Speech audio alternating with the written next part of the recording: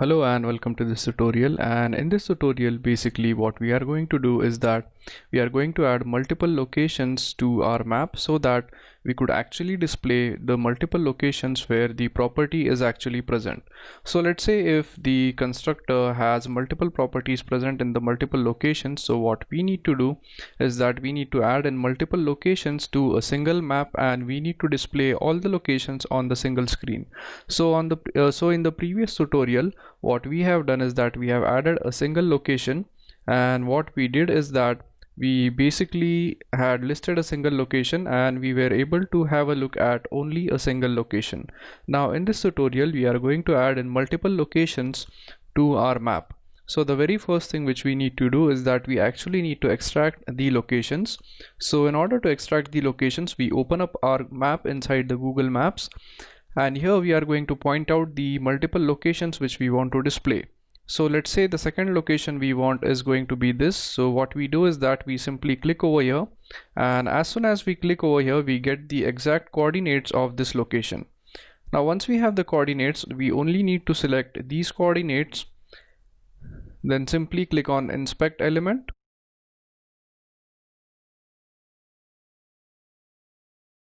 And to copy these coordinates we simply select them, right click on it and select this option which says copy inner HTML, and I've opened up Notepad here. So what we are going to do is that we are going to store the multiple locations coordinates into this.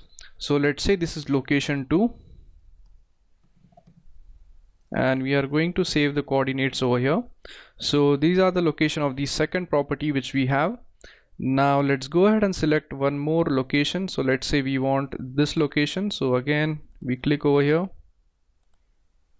and this is the location which we have.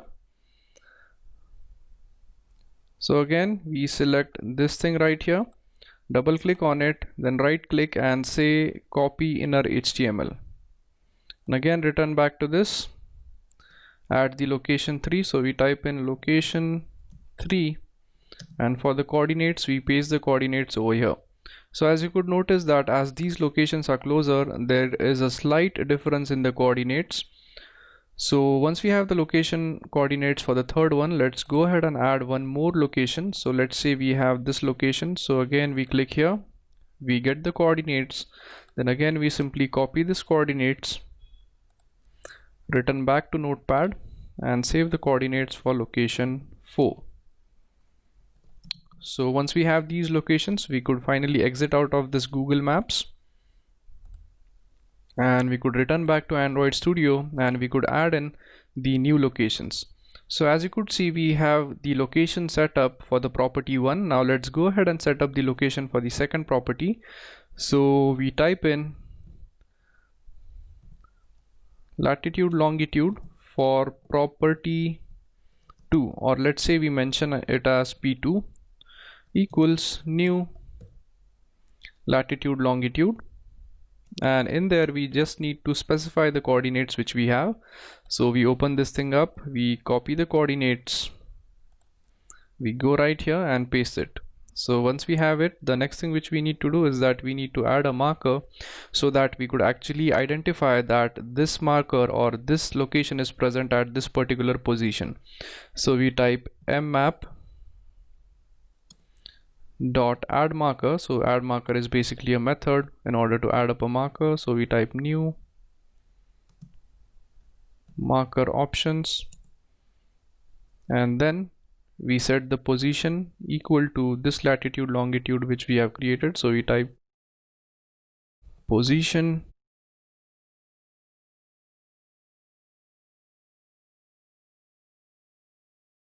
this should be dot, so we type dot position, and here we specify P2 as P2 is nothing but the values of the latitude and longitude which we have stored. So we type in P2, and also we need to add in the title as property 2. So we type dot title and we actually need to exit out of it and then type in dot title. So in there we specify property 2. And finally we need to actually move the camera to the second property. So we simply copy it and paste it over here. So as you could see, we have done this thing for the property 2. Now what we are going to do here is that we are going to copy the same line of code 2 more times so as to set the locations for the property 3 and property 4. So I'm going to simply copy this code and I'm going to paste it twice. And for this thing, which is the third location, we are going to change the coordinates to this. So we'll simply copy this and return back over here and simply paste this thing over here, and instead of p2 we have your p3, and also make changes over here. So this should be p3, this should be property 3, and this thing should be property 3. So we change this to property or p3, and also make sure that you change this to p2, and I almost made a mistake there. So after this, we set the location for the final property, which is nothing but this one. So again, we return back to Notepad, copy the location or the latitude longitude coordinates and paste it over here. Change this thing to p4 this time. So this would be p4, this one would be p4, this would be property 4, and this one would be p4 finally. So as you could see, now we are pretty much done with adding all the locations. And now what is going to happen is that whenever we run this application on the emulator, it is actually going to display all the 4 properties, but it is not going to actually zoom in on the particular property. So what we are going to do here is that we are going to basically make the camera zoom to a particular property. So in order to do that, what we do here is that we go right below here and then we type in mmap dot animate camera. So animate camera is a different method which basically allows us to animate camera and perform animations like zooming and everything like that. So inside it we type in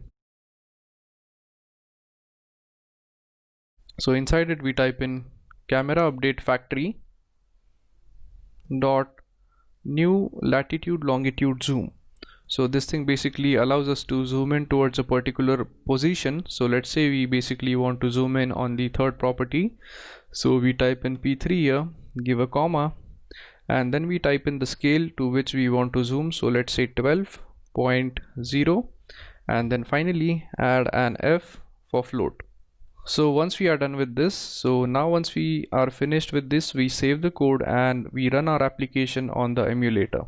So when I tried to run my application on my device, this is what I got. So basically we got the 4 locations on the map, and this was a zoomed in view. So I didn't have to kind of pinch the screen so I didn't have to interact with the screen so as to zoom into a particular location. It automatically zoomed into this particular location.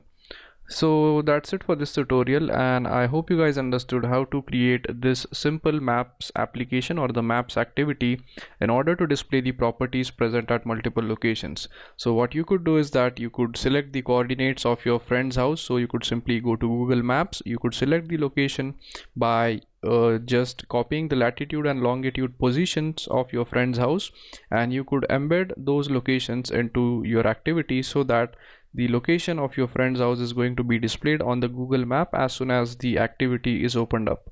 So let's once again go through the code what we have done. So basically we have already added this first property which was added by default in the previous tutorial. So we have just made the changes over here. So we have added the coordinates of the new position, and now in this tutorial what we did is that as we wanted to add a new position so that a marker could actually point to it, so the first thing which we do is that we add the latitude and longitude position. That is because the Google Maps actually use this latitude and longitude positions, which are the universal let's say numbers which are used to identify any location on the earth. So once we have added these locations, the next thing which we do is that we actually add a marker so as to display these locations on the Google Map. So in order to add a marker, we have used this method, which is nothing but the add marker method, and we have used the mmap. So basically we have used the add marker method to set a marker, and now in this case we actually want to set some options for the marker. So the first option which we have is nothing but the position. So we basically send the position which contains the latitude and longitude to the marker, and also we added the actual title to the marker so that whenever we click the marker, it is actually going to display what is actually present there. So if we click the marker on the second property, it is going to display the text as property 2. Now you could also make changes to the marker according to your needs. So let's say if you want to display some different text, you could just change up this text right over here. Now the next thing which we do is that we actually need to move the camera to that particular position. So in order to do that, we have used the method which is called as move camera, and inside it we have used the camera update factory to update the view of the camera to the new position. So basically we have done this for all the 4 locations, and finally in order to basically zoom into the current position, we have used a method which is called as the animate camera method, which basically zooms in at a particular position. So if we have not used this method right here, what would have happened is that it would have displayed the map of the entire world and it would have displayed our location. So we actually need to manually zoom in to actually view our locations. So this method or this line of code right here, it is automatically going to zoom into a particular position. So we have passed in the position of P3 right over here. So if you have multiple properties, what you could do is that you could actually calculate the average of these latitudes and longitudes and find out a central position, and actually you could create a new latitude longitude object and you could just pass in that object so that all the locations which are covered can be displayed. So that's it for this tutorial, and I hope you guys understood how to add multiple locations to your Google Maps. So thank you very much for watching this tutorial, and I'll see you guys in the next tutorial. Thank you.